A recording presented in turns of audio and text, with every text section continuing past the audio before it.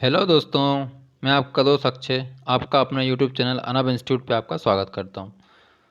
तो अपन अब और आगे प्रोसीड करते हैं जो अपन ने पढ़ा था उसके आगे। जैसा कि मैंने पिछली बार ही बताया था, अपन ने अभी तक 2-3 चीज़ें पढ़ी हैं, इसमें से सिर्फ एक ही चीज़ पढ़ी है, भारत की स्थिति और विस्तार। भारत के द्वीप, प्रवाल द्वीप और प्रवाल जीव जो कि अपन पढ़ रहे हैं। इसके बाद भारत के समुद्री सीमाएँ और खाड़ियाँ और चैनल्स के बारे में पढ़ेंगे। तो थोड़ा थोड़ा इसमें भी आते जाएगा, तो मैं आपको और आगे बताते जाऊँगा। ये अपन ने द्वीप्स वगैरह पढ़ लिए थे। ठीक है, ये लास्ट स्लाइड थी जो मैंने आपको बताई थी, है ना। तमिलनाडु, पम्बन द्वीप, ये तो आपको बेसिकली तो इतना तो याद रहेगा ही। पम्बन द्वीप, रामेश्वरम, धनुषकोटी, है ना। ये चीज़ें आप सुनोगे तो आपके माइंड में एक पिक्चर बननी चाहिए कि जैसे मैं बनाता हूँ कि हाँ ये है, तो ये यहाँ पे ये है तमिलनाडु, और तमिलनाडु के थोड़े से यहाँ पे पम्बन द्वीप है और यहाँ पड़ता है श्रीलंका, तो ये है पम्बन द्वीप। यहाँ से आगे जाओगे ये धनुषकोटी, फिर यहाँ से एक ऐसा रास्ता बना है। ये तलाई मन्नार जो है वो यहाँ कहीं पड़ता है। तलाई मन्नार यहाँ कहीं पड़ता है आपका। ठीक है, आगे पढ़ते हैं। खंबात की खाड़ी में नर्मदा नदी के मुहाने पर आलिया बेट द्वीप समूह स्थित है। खंबात की खाड़ी में नर्मदा नदी के मुहाने पर आलिया बेट द्वीप समूह है। यहाँ पर पेट्रोलियम का प्रचुर भंडार है, किंतु इसका दोहन अभी तक प्रारंभ नहीं हो सका है। मैं एक बार पहले पढ़ देता हूँ फिर आपको समझाता हूँ। महाराष्ट्र की राजधानी मुंबई के पास एक द्वीप है, उसे क्या बोला जाता है? उसे बोला जाता है एलिफेंटा द्वीप। मुंबई भारत के मुख्य भाग पर स्थित है, किंतु यह मुख्य भाग से आगे समुद्र की ओर निकला हुआ है, जैसे नोक नोक के टाइप में या चोंच के जैसे, जिसके कारण यह द्वीप के समान दिखाई देता है। इसका नाम सॉल्सिट द्वीप है, क्योंकि ये सॉल्सिट द्वीप के ऊपर बसा हुआ है। इस प्रकार कहा जा सकता है कि मुंबई सालसीट द्वीप पर ही स्थित है। बिल्कुल कहा जा सकता है। अब मैं आपको बताता हूँ। देखिए, सबसे पहले तो ये है भारत का नक्शा। ये यहाँ से ऐसा कुछ गुजरात है और ये सब आगे की बातें हैं। ठीक है, नर्मदा नदी यहाँ से निकलती है, मध्य प्रदेश से अमरकंटक से ऐसे जाती है, यहाँ मिल जाती है। पहले मध्य प्रदेश में जाती है, फिर थोड़ी सी महाराष्ट्र में भी जाती है, फिर गुजरात में जाती है, और यहाँ जाके अरब सागर की शाखा, ये अरब सागर है पूरा, यहाँ पे मिल जाती है। उसने बोला था नर्मदा नदी के मुहाने पर आलिया बेट द्वीप समूह है। कौन सा? आलिया बेट द्वीप समूह है। यहाँ से जा रही थी, यहाँ जाके गिरती है, तो आलिया बेट द्वीप समूह कहाँ पड़ेगा? आलिया बेट द्वीप समूह यहाँ है। ये जो मैं शेडेड पोर्शन कर रहा हूँ, यहाँ पे है। यहाँ पे पेट्रोलियम का मतलब, यहाँ पे पेट्रोलियम के भंडार तो काफ़ी सारे मिले हैं, पर अभी तक इसका दोहन नहीं करा। दोहन तो सिर्फ एक ही जगह होता है, मुंबई हाई में होता है। अब यहाँ से यहाँ तक देखो तो ये महाराष्ट्र है। ये मैं एम लिख देता हूँ, ये महाराष्ट्र है। अब महाराष्ट्र की राजधानी मुंबई कुछ समुद्र के यहाँ है, ऐसी में है वो, जैसे नोक निकली हुई है। जैसे ये जो दिख रहा है, ये बिल्कुल मतलब निकला सा दिख रहा है, नोक निकला सा दिख रहा है, वैसे ही ये मुंबई भी है, थोड़ी सी नोक निकली हुई दिखती है उसकी। तो ये वही बोल रहा है कि महाराष्ट्र की राजधानी मुंबई के पास एक द्वीप है जिसे एलिफेंटा द्वीप कहते हैं। तो यहाँ पे एक द्वीप है, उसे क्या कहते हैं? उसे एक एलिफेंटा द्वीप कहते हैं। यह मुख्य भाग से आगे समुद्र की ओर निकला हुआ है, जिसके कारण यह द्वीप के समान दिखाई देता है। और जो मुंबई जो है किस द्वीप पे बसा है, तो तब आपका आंसर हो जाएगा सालसीट द्वीप। सालसीट द्वीप पर मुंबई बसा हुआ है। तो इस स्लाइड से आपने क्या क्या सीखा? इस स्लाइड से आपने सीखा है मुंबई नर्मदा नदी जो है वो अमरकंटक, मध्य प्रदेश के अमरकंटक से निकलती है और गुजरात में जाके, गुजरात को पार करके खंबात की खाड़ी में गिरती है। और उसके मुहाने पर एक द्वीप है, उस द्वीप का नाम है आलिया बेट द्वीप समूह। वहाँ पर पेट्रोल के भंडार मिले हैं, लेकिन उनका दोहन अभी तक नहीं किया गया है। ठीक है। दूसरा अपन ने देखा कि महाराष्ट्र की राजधानी जो है वो है मुंबई, और मुंबई के पास एक द्वीप है जिसका नाम है एलिफेंटा द्वीप। क्या है जिसका नाम? एलिफेंटा द्वीप। इसके बाद क्या देखा अपन ने? ये एलिफेंटा द्वीप है। इसके बाद अपन एक चीज़ और सीखी इसमें कि मुंबई जो है वो एक द्वीप पर स्थित है। उस द्वीप का नाम क्या है? उस द्वीप का नाम है सालसीट द्वीप। तो ये कुछ चीज़ें हैं। नेक्स्ट स्लाइड पे चलते हैं अपन। प्रवाल जीवों से निर्मित लक्षद्वीप भारत का सबसे छोटा केंद्र शासित प्रदेश है। जो पहले ही मैंने आपको मैप बताया था ना, उस मैप में मैंने आपको बताया था लक्षद्वीप कहाँ पर है, जो कि अरब सागर में पड़ता है। तो ये उसी की बात कर रहा है। ये बोल रहा है कि प्रवाल जीवों से निर्मित लक्षद्वीप भारत का सबसे छोटा केंद्र शासित प्रदेश है, जिसकी राजधानी कावारती है। मैंने आपको मैप में बताया था और बोला था कि 2-4 ऐसे द्वीप हैं जिनका नाम आपको रखना पड़ेगा। उसमें एक कावारती था, मिनिकॉय था और भी थे। तो ऐसे द्वीप हैं, उनका नाम आपको याद रखना पड़ेगा। तो ये एक बोल रहा है कि इसका जो विस्तार है वो 8 डिग्री उत्तरी अक्षांश से 11 डिग्री उत्तरी अक्षांश के मध्य लगभग 32 किलोमीटर क्षेत्र में फैला हुआ है ये। तो ये आप समझ ही गए। अपन आगे चलते हैं। आगे देखिए, ये फिर से बता देता हूँ मैं आपको। ये है वो नक्शा। क्या क्या बताया था? ये है मिनिका, ये है कावारती, ये है किल्तन, ये है किदमत। ये 4 और एक ये कल नहीं, ठीक है, 4 4 ठीक है। 4 आपको याद रखने हैं। ये केरल के बाजू में है, ये है आपका केरल, और ये है आपका लक्षद्वीप, ठीक है, और ये अंडमान निकोबार द्वीप समूह। आगे चढ़ते हैं। ये द्वीपों की स्थिति है, क्योंकि ये द्वीप हैं अपने पास। प्रवालों का विकास जो है वो उथले सागरों तथा महाद्वीप शेल्फ में होता है। प्रवाल जीव गहरे पानी में नहीं पाए जाते हैं, ये छिछले पानी में ही पाए जाते हैं। ये क्या है, मतलब एक समुद्र का लक्षद्वीप, मैं फिर से बता दूँ। लक्षद्वीप जो है वो भारत का सबसे छोटा केंद्र शासित प्रदेश है। यह एक प्रवाल द्वीप है। इसका निर्माण जो है वो मूंगा चट्टानों से मिलके हुआ है। समुद्र में एक जीव है जो सिर्फ और सिर्फ 2 सेंटीमीटर का होता है, 2 या कभी कभी 1 सेंटीमीटर भी होता है। वो छिछले पानी में पाया जाता है। प्रवालों का अपन इससे पढ़ते हैं। प्रवालों का विकास उथले सागरों महाद्वीपीय शेल्फ में होता है। प्रवाल द्वीप गहरे पानी में नहीं पाए जाते। प्रवालों की उत्पत्ति उष्णकटिबंधीय सागरों में 30 डिग्री उत्तरी और 30 डिग्री दक्षिणी अक्षांश रेखा के मध्य होती है। मैं आपको थोड़ा सा एक्सप्लेन कर देता हूँ। जैसे ये है आपका ग्लोब, ये यहाँ बीचों बीच गई है भूमध्य रेखा, और ये ऊपर से गई है, अपने पढ़ा था कर्क रेखा, और ये नीचे गई है मकर रेखा। तो जो ये क्षेत्र है, यहाँ से यहाँ तक का, यहाँ से यहाँ तक का, सिर्फ इतनी ही जगहों में मूंगा द्वीप पाए जाते हैं। भारत कुछ यहाँ है, ऐसा है, तो यहाँ की बात कर रहा है वो, ठीक है।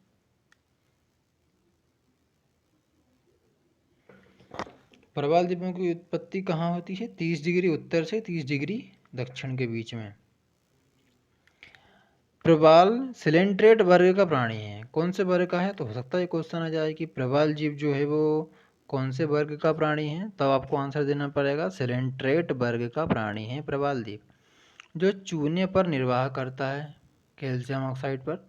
इसकी लंबाई लगभग 1 से 2 सेंटीमीटर तक होती है, 1 से 2। प्रवाल तट के समीप छिछले समुद्र में पाए जाते हैं। ये छिछले समुद्र में पाए जाते हैं। ये गहरे समुद्रों में नहीं पाए जाते, ये थोड़े से किनारे पर ही आपको मिलेंगे। छिछले सागरों में जिनकी गहराई लगभग 50 से 60 मीटर होती है, यहाँ सूर्य का प्रकाश और ऑक्सीजन प्रचुर मात्रा में होता है। अब गहराई कम होगी तो सूर्य का प्रकाश भी जाएगा और ऑक्सीजन तो होती है। अंततः यह प्रवालों के लिए एक अनुकूल दशा होती है। प्रवाल एक साथ लाखों की संख्या में होते हैं, एक साथ लाखों की संख्या में रहते हैं ये। इनकी एक विशेषता भी होती है, और वो क्या है कि ये अपने शरीर से चूने का निष्कर्षण करते हैं, जिसके कारण प्रवाल भित्तियों का निर्माण होता है। उसमें ऐसा भी बोला जाता है कि अब एक मूंगा मर जाता है तो दूसरा मूंगा आके उसके ऊपर बैठ जाता है, या उसके जो कैल्शियम ऑक्साइड से जो उसकी भित्ति बनी होती है उसको खा लेता है। ऐसी प्रक्रिया जो है वो सालों चलते रहती है, लाखों करोड़ों साल चलती है, तब जाके एक द्वीप का निर्माण होता है। प्रवाल द्वीप को पालिप कहते हैं। प्रवाल द्वीप को पालिप कहते हैं। प्रवाल के शरीर पर कैल्शियम कार्बोनेट का खोल होता है। इसके खोल को सेप्टा कहते हैं। इसके खोल को क्या कहते हैं? सेप्टा कहते हैं। प्रवालों की खोल पर एक शैवाल, जिसका नाम क्या है? जिसका नाम है ये शैवाल ज़ूक्सेनथेली। शैवाल ज़ूक्सेनथेली का विकास होता है। इन शैवालों के कारण ही प्रवाल रंग बिरंगे दिखाई देते हैं। क्या सीखा इस स्लाइड से? ये बोल रहा है कि 2 सेंटीमीटर के होते हैं और छिछले सागर में पाए जाते हैं। गहराई जो है वो लगभग 50 से 60 मीटर तक होती है और यहाँ सूर्य का प्रकाश और ऑक्सीजन प्रचुर मात्रा में होता है। और ये काय के बने होते हैं? कैल्शियम ऑक्साइड के बने होते हैं। और इनके जो प्रवाल जीव को पालिप भी कहते हैं। अपन क्या बोलते हैं? पालिप भी बोलते हैं। इसके बाद प्रवाल के शरीर पर कैल्शियम कार्बोनेट की खोल होती है। इसके खोल को सेप्टा कहते हैं। इसके खोल को क्या कहते हैं? सेप्टा कहते हैं। इनके खोल को सेप्टा कहते हैं। प्रवाला के खोल पर एक शैवाल होता है, उसका नाम है ज़ूक्सेनथेली। ज़ूक्सेनथेली, ज़ूक्सेनथेली। आप जोंक या गोंच कुछ भी बोल के याद रख सकते हो। ज़ूक्सेनथेली, इसका विकास होता है।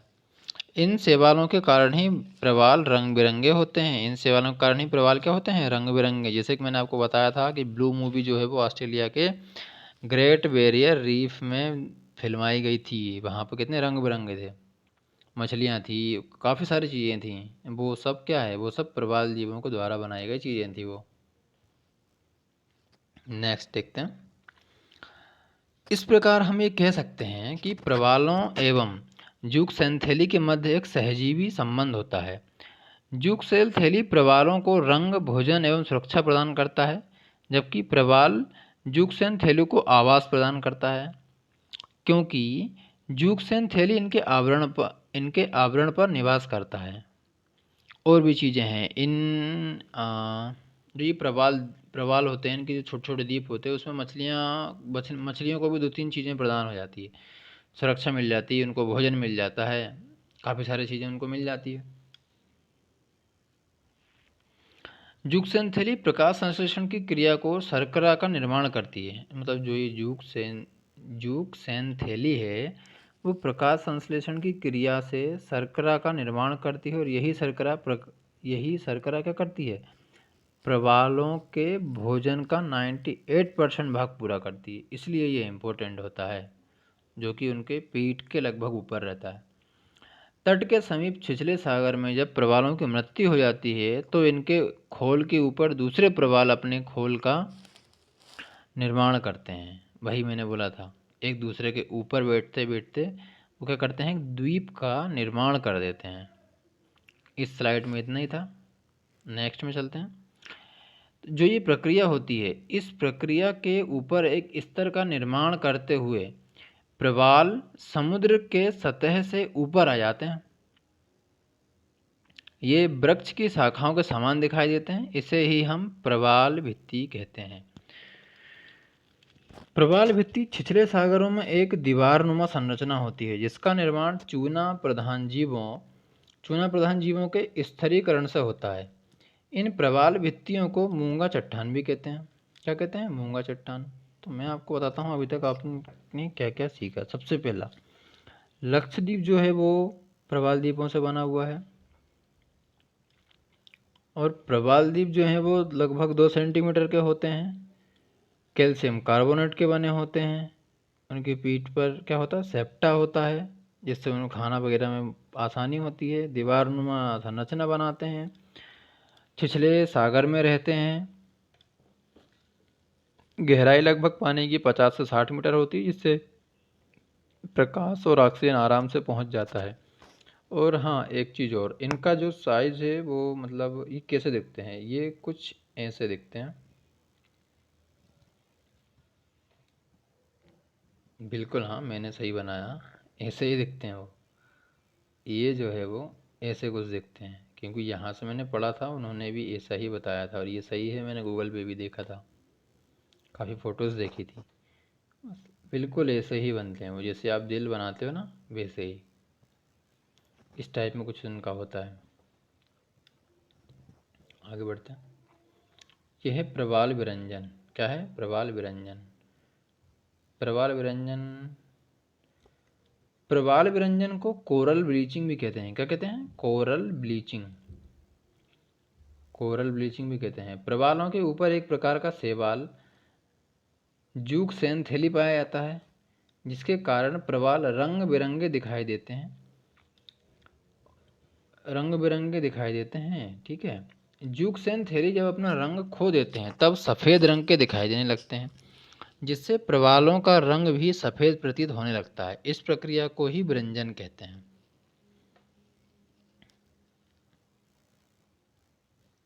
इस प्रक्रिया को ये क्या कहते हैं? विरंजन प्रक्रिया कहते हैं। क्या बोलना क्या चाह रहा है ये देखिए, मैं बताता हूँ, थोड़ा और पढ़ लेते हैं। जूक्सेंथेली के सफ़ेद हो जाने के कारण प्रकाश संश्लेषण की क्रिया बाधित होने लगती है, क्योंकि उसमें क्लोरोफिल अनुपस्थित हो जाता है। प्रकाश संश्लेषण की क्रिया बाधित हो जाने के कारण जूक्सेंथेली धीरे धीरे समाप्त होने लगते हैं। वो ये बोल रहा है कि प्रवाल विरंजन को सबसे पहला क्वेश्चन तो यही बनेगा कि प्रवाल विरंजन को क्या कहते हैं? प्रवाल विरंजन को कोरल ब्लीचिंग कहते हैं। प्रवालों के ऊपर एक प्रकार का जूक्सेंथेली पाया जाता है, जो मैंने बताया था, लगभग उनकी पीठ के ऊपर पाया जाता है, जिनका रंग लाल, जिनका रंग जो है वो रंग बिरंगा होता है। लेकिन जब ये अपना कलर खो देते हैं तब सारे कलर खो देंगे तो क्या बचेगा? सफ़ेद ही बचेगा। तो सफ़ेद बचता है। और जब प्रवालों का रंग भी सफ़ेद, काफ़ी सारे जब उनकी पीठ के ऊपर से वो रंग चला जाएगा तो प्रवालों का रंग भी सफ़ेद ही दिखने लगेगा। जूक्सेंथेली के सफ़ेद हो जाने के कारण प्रकाश संश्लेषण की क्रिया बाधित होने लगती है, क्योंकि उसमें क्लोरोफिल अनुपस्थित हो जाती है। प्रकाश संश्लेषण की क्रिया बाधित हो जाने के कारण जूक्सेंथेली धीरे धीरे समाप्त होने लगते हैं और इस प्रकार उनका एंड हो जाता है। तो आप समझ गए होंगे मैंने क्या क्या आपको बताया। आप एक बार थोड़ा सा रिवाइंड करके स्पीड बढ़ा कर देख सकते हैं। तो देखिए, स्लाइड में जो मैंने पढ़ा है वो पढ़ने के बाद जो मैं आपको समझाता हूँ वो थोड़ा ज़्यादा इम्पोर्टेंट है। भाई लिख के तो मैंने भी रखा है, पर किसी चीज़ को समझाना ये बड़ी चीज़ होती है, और यही चीज़ मैं भी ठीक से नहीं कर पा रहा हूँ। मैं और कोशिश कर रहा हूँ अपने आप में इम्प्रूवमेंट लाने की, और वो मैं इम्प्रूवमेंट करते जा रहा हूँ। धीरे धीरे धीरे धीरे होता जाएगा इम्प्रूवमेंट, और अच्छा करने की कोशिश करते रहूँगा मैं दिन प्रतिदिन। पर आपको कंटेंट अच्छा ही मिलेगा। जो मैं आपको लिखा हुआ दे रहा हूँ इसमें मतलब काफ़ी मेहनत लगती है, तब जाके वीडियो बना पाता हूँ। ठीक है, मैं ठीक से अभी एक्सप्लेन नहीं कर पा रहा हूँ, पर और अच्छा होता जाएगा धीरे धीरे। पर कंटेंट आएगा आपके पास, बराबर कंटेंट आएगा, इसमें कोई प्रॉब्लम नहीं होगी। और कंटेंट बहुत अच्छा ही है। आप इसको पढ़िए, सुनिए, थोड़ा सा मैप उठाइए, मैप पे ध्यान दीजिए, और कुछ चीज़ें नेट से भी आप सर्च कर सकते हो, जिससे आप एक बार नहीं 2-3 बार आपका रिवीजन हो जाएगा तो आप उसको भूलोगे भी नहीं। ठीक है दोस्तों, आज यहीं तक है। अगले वीडियो में हम प्रवाल व्यंजन से लेकर और भी आगे की चीज़ें हैं, मैं आपको वो सारी की सारी चीज़ें भी कवर कराऊंगा। और जैसे ये मैंने 2-3 चैप्टर लिखे हैं, ये पूरे के पूरे 3 चैप्टर कंप्लीट हो जाएंगे तो फिर हम इसके लगभग 50 से 100 पूरे पूरे क्वेश्चन करेंगे कि कौन सा राज्य कहाँ है, किससे लगता है। इस टाइप में काफ़ी सारे क्वेश्चन बनते हैं, तो मैं वो सारे के सारे क्वेश्चन लेकर आऊँगा और अपन उनको सॉल्व करेंगे। ठीक है, बस तो फिर आज के लिए बस इतना ही था। Thank you. और हाँ, एक बात और जो मैं पहली बार बोलने जा रहा हूँ, यदि आपको वीडियो अच्छी लगती है तो प्लीज़ लाइक करें और सब्सक्राइब भी करें। Okay, bye, thank you.